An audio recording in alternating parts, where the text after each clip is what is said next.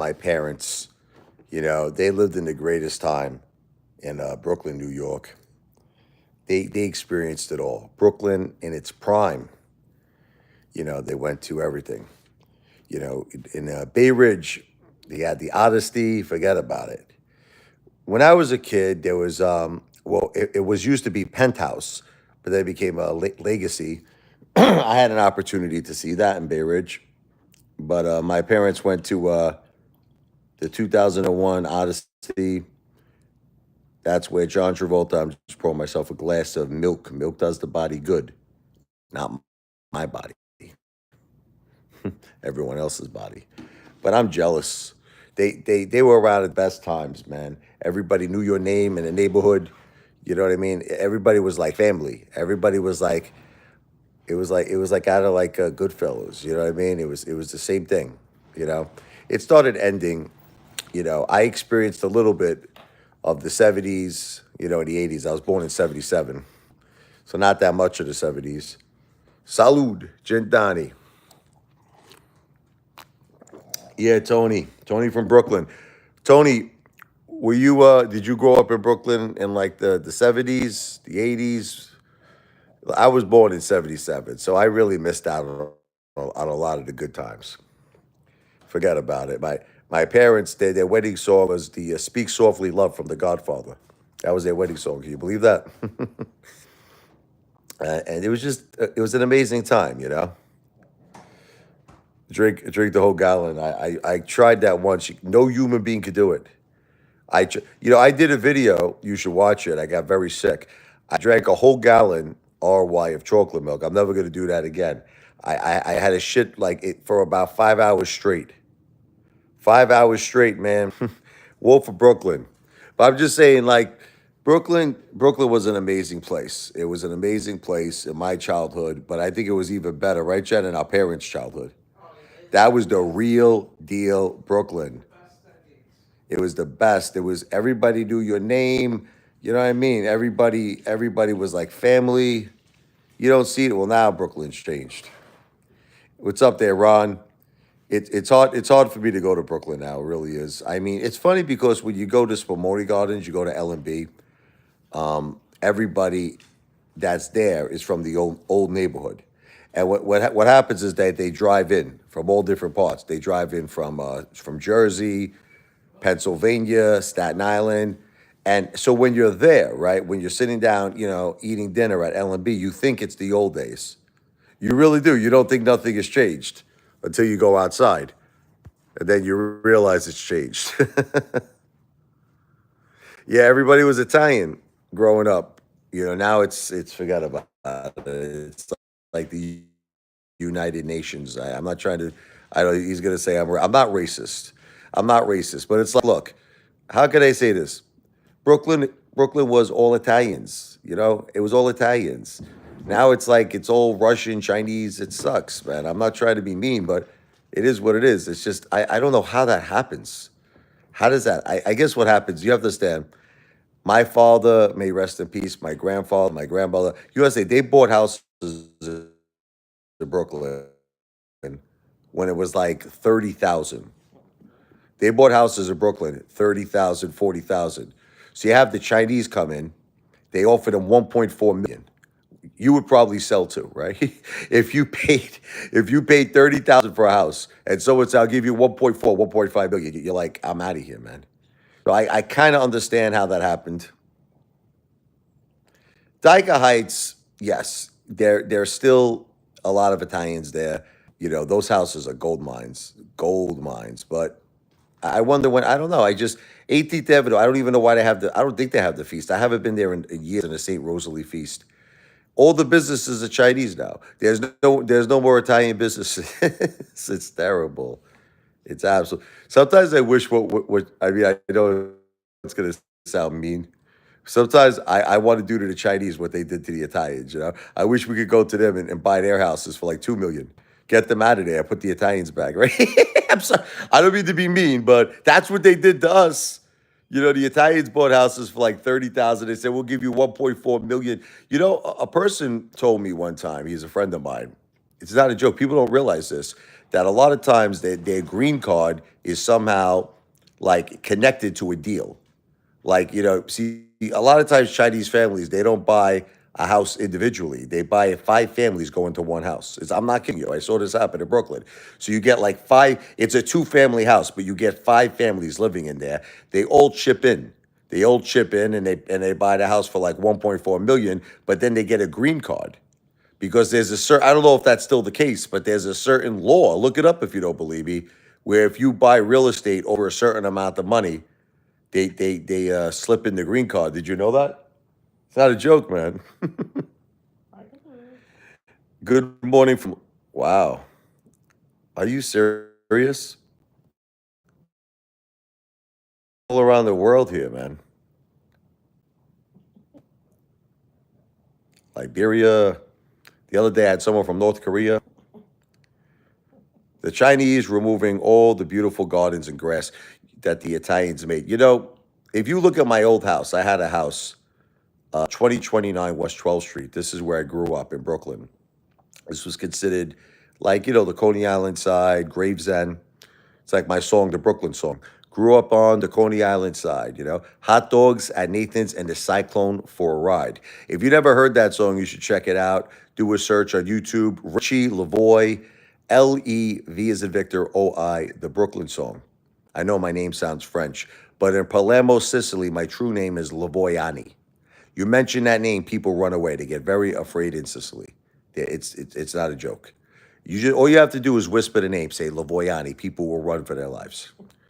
So in order for my ancestors, to come into Ellis Island, they had to take off the A N A-N-I, and they just left it at Lavoy. Now I sound like I'm a Frenchman.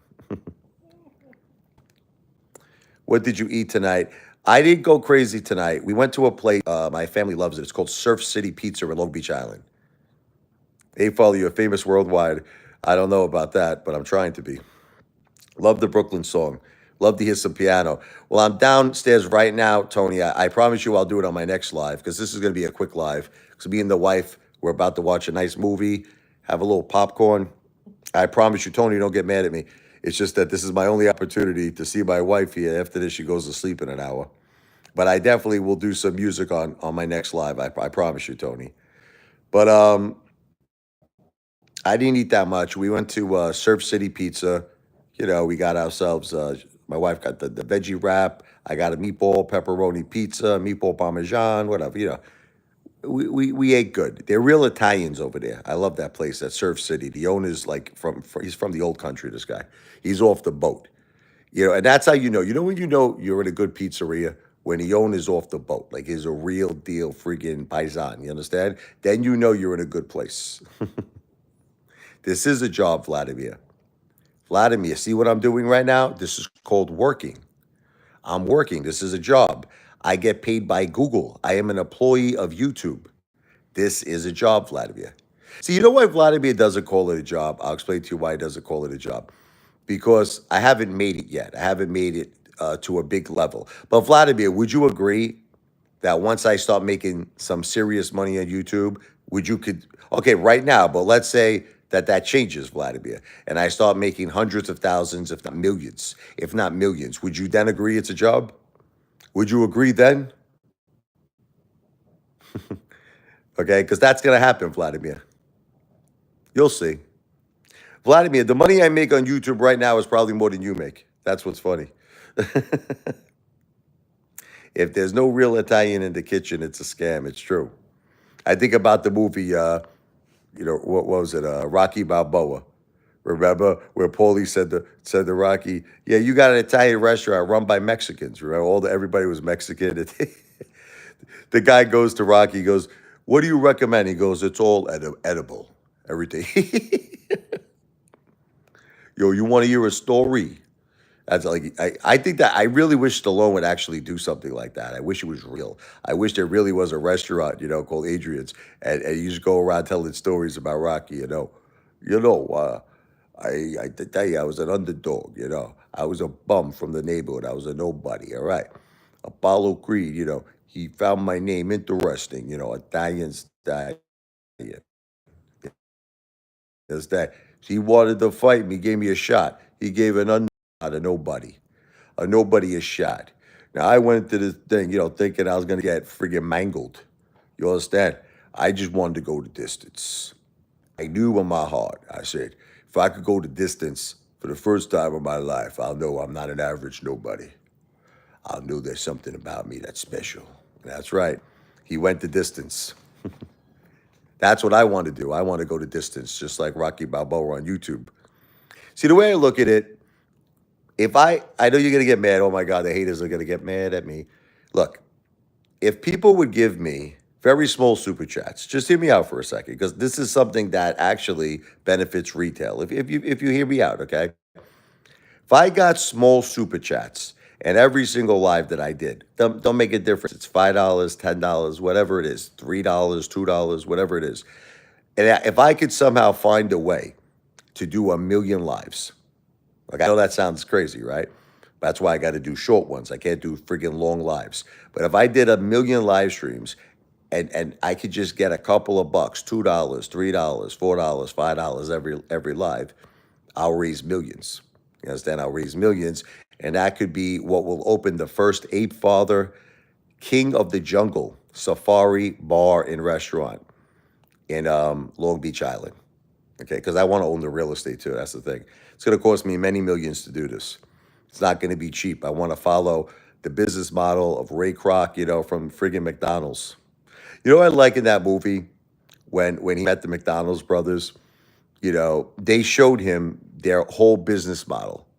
They showed him the secrets of their success. They're the ones, the McDonald's brothers, who developed the fast food model.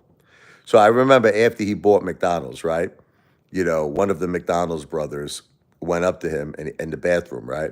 This is after the deal was done. He says, "Can I ask you a question? We showed you everything. We were an open book. We showed you our entire business model. Why didn't you just steal it?" This is what they were saying. Why didn't you steal it and go open up your own friggin' hamburger, joint? He goes, "It's very simple. You guys didn't even know what you had." He goes, "The magic of your business was not just the food. It was not just the system." He goes, "It's the name, McDonald's." That's what he told them. He goes, "That name is like all American. It's what America is about. Nobody's going to mess with anybody named McDonald's." And then the guy goes, "Well, clearly that's not the case." He goes, "Do you have a check in your pocket for $2.5 million?" Exactly. And that was in the friggin' 50s. You know how much $2.5 million was? What's up there, Data Zero? Thank you, Tony. I didn't try that yet. The Grandma McFlurry. I got to try that. That sounds good. I always gave Lou credit, Back to the Future. I always gave Lou credit as being a very good storyteller. I don't know if you look back on my older videos, I always complimented Lou in terms of being a good entertainer and in terms of being a very, very good storyteller. But as far as picking stocks, he sucked friggin' ASS. Lou couldn't pick a stock. If you gave him 100 friggin' darts to throw on the dartboard, he couldn't do it. It's just, unfortunately, every play he ever picked was a complete utter failure. That's the bottom line. But with that said, he was a great storyteller. Yes, he was. I actually prefer Burger King, Tony. I prefer Burger King over McDonald's. I feel that Burger King, it's like something about it. It's maybe because it's flame, broiled. The burgers are like real meat to me. Like McDonald's, they're not really real meat. It's good McDonald's. I love McDonald's, but I personally, my favorite is Burger King. I was just having this conversation with my wife and kids the other day. They actually asked me the same question. They're like, what's your favorite fast food restaurant? I have to go with Burger King. You want to hear a funny story? When Larry Page and Sergey Brin founded Google, they went to Burger King to celebrate. I don't know if you know that. Burger King is my favorite. Do I think AMC stock is dead? Well, apparently not. Apparently, I thought it was dead. I have to tell you the truth. I was pretty much giving up on AMC. But when I saw that run happen with GameStop, where it went to 80 and AMC went over 11, I found new confidence in AMC now. I found new confidence. You know, I was reading up about the analyst opinion of AMC now, and they actually are giving it a buy rating. I don't know if you know this. Most analysts believe in the next few years that AMC will go back to its all-time high of over $70. So, hey, I'm not in no rush. I'm really not. Like, I know that's not what you want to hear. A lot of people get very angry when I say this stuff. They get very, very angry because they still want to hear Moaz. They still want to hear short squeeze. I don't know about that. But I will tell you this, I do believe there could be a potential buyout. I don't care what people say. People argue with me about this all the time. AMC is the biggest movie theater corporation in the world. Think about it. AMC is the biggest. It has the biggest brand name. You think that, look, only an idiot, okay, only an idiot would make AMC go bankrupt. Seriously, I would think Adam Aron is the stupidest mother effer in the world if he lets it go bankrupt because their brand is worth billions. Their brand is worth billions. I can't tell you that, RY. If I tell you what to invest in, I'm giving financial advice. I cannot do that. That's what Vladimir is waiting for. Vladimir is waiting me. He's waiting very patient, Vladimir Putin, for me to answer that question. I can't do it, brother. You got to do your own due diligence. You got to do your own homework, and just you got to make your own decisions. I will tell you this though. I don't really trust the stock market anymore. I only have around 10% of my net worth invested in very risky situations in the stock market. You know, I don't mess around with it. I like gold, I like real estate, and I like cash. Those are my three favorite things. And I don't care how much money I make in my life. You want to laugh? I don't care how much money. I could become the next Elon Musk. I could become the next Elon Musk, and I would not change my business model. You know, I won't change it. 10% is for stocks, cryptocurrencies, anything risky. 90% cash, gold, or real estate. Now, the thing what people don't understand is even if I ultimately, in my opinion, I'm in the real estate business. That's just my I'm in the real estate business. I own the real estate. If the business ultimately, if the business doesn't become a success in my life, no matter crypto has great potential. I believe in Bitcoin, Wolf of Brooklyn. I believe in Ethereum.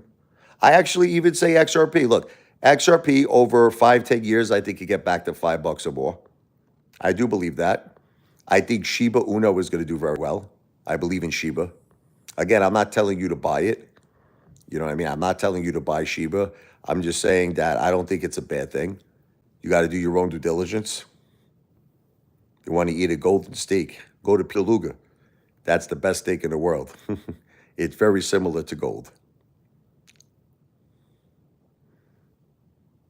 The stock market is not fair and square, Vladimir. That's your opinion. I can never say that name. Is it? I remember the guy taught me. He said you have to say, "Oh, Doge." Is that it? Dogecoin. I always say it wrong. I do like that too. Anything Elon likes, I like. I know Elon is behind that. Doge. Am I saying it right? Dogecoin. Is that how you say it? I always mispronounce that freaking thing. But anyway, I'm going to be finishing up this live stream soon because as you know, I want to do a lot of lives. You know, I want to do 1,000,000 lives. There's no way I'm going to do 1,000,000 lives if I do them over a half an hour. Good. I'm glad. I think I finally learned how to pronounce it. But like I said, I believe that Donald Trump, besides becoming the 47th president of the United States, in my opinion, I think that he's the smartest mother effer. The way to make money, look at how he made money on Truth Social. He didn't invest. He didn't invest his own money. He founded a company. Everybody else put up the money. He issued himself 100 million shares. He made more money on this play, on DJT, than he did investing in real estate for 50 years. So that's ultimately what I want to do. I love Trump too, man. Trump 2024. Let's go, Brandon. Let's go, Trump. Let's go, DJT. Get ready for another pump. I love you, Tony. I'm going to be doing, guys, you're going to get, see, Tommy says stock market is rigged. I believe in that too. There's always going to be a need for the U.S. dollar. It may not always be in cash form. Yeah, well, they have been talking about digital dollars. They have been talking about that, and I do agree with that. That could actually happen.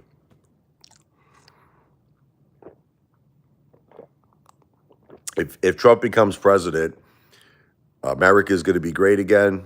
I feel there'll be world peace. I feel that inflation will end. And I just feel like we're talking about it, me and my wife, every day. Look, it's not that I'm complaining, but it's just that everything is like double, triple the price. You know what I mean? It's not a joke. You go to a restaurant, it used to cost you 200, now it costs you like friggin' 400. It's crazy. And I'm not even talking about fancy restaurants. I'm talking, you go like Outbacks, I'll spend $300. It's friggin' crazy. Supermarket's insane.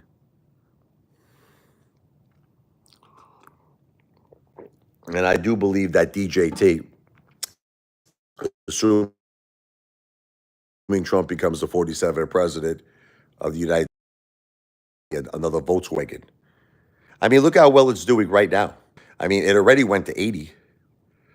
If he becomes the president, this thing is going to surely, in my opinion, over 300, possibly more.